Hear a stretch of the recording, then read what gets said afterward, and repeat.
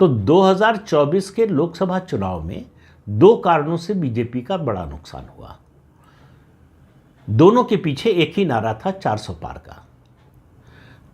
तो कांग्रेस और सपा ने ये अभियान चलाया कि 400 से ज़्यादा सीटें आई बीजेपी की तो वो संविधान बदल देगी और आरक्षण खत्म कर देगी। ये मुद्दा गांव-गांव पहुंचाने में समाजवादी पार्टी सफल हो गई।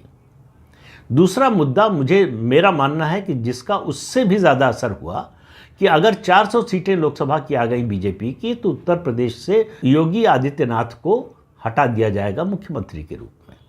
उसका बहुत नुकसान हुआ बीजेपी को। इन दो मुद्दों के कारण बीजेपी 64 सीटों से घटकर 34-36 सीटों पर आ गई गठबंधन के साथ। तो ये जो परिणाम आया 2024 के लोकसभा चुनाव का, समाजवादी पार्टी और कांग्रेस दोनों को ये गलतफहमी हो गई कि ये उनकी असली ताकत है। लेकिन जैसे जैसे समय बीत रहा है और ख़ास तौर से जो विधानसभा के चुनाव हो रहे हैं लोकसभा चुनाव के बाद, और 3 राज्यों का विशेष रूप से जिक्र करना ज़रूरी है, हरियाणा, महाराष्ट्र और अब दिल्ली। जिस तरह से बीजेपी ने अपनी बढ़त बनाई है, सत्ता में आई है, दिल्ली में जो है 27 साल बाद आई है, महाराष्ट्र में जो है सत्ता में थी लेकिन लोकसभा चुनाव में नीचे जाने के बाद ऊंची छलांग लगाकर, लंबी छलांग लगाकर ऊपर आई है और प्रचंड बहुमत मिला है। इसी तरह से हरियाणा में तीसरी बार लगातार बीजेपी की सरकार बनी है।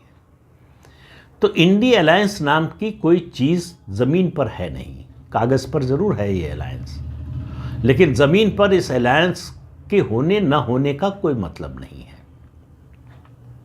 ये बात अखिलेश यादव को भी समझ में आ गई है, ये बात कांग्रेस को भी समझ में आ गई है।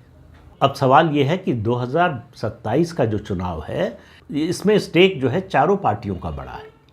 भारतीय जनता पार्टी को लगातार तीसरी बार सत्ता में आने की चुनौती है।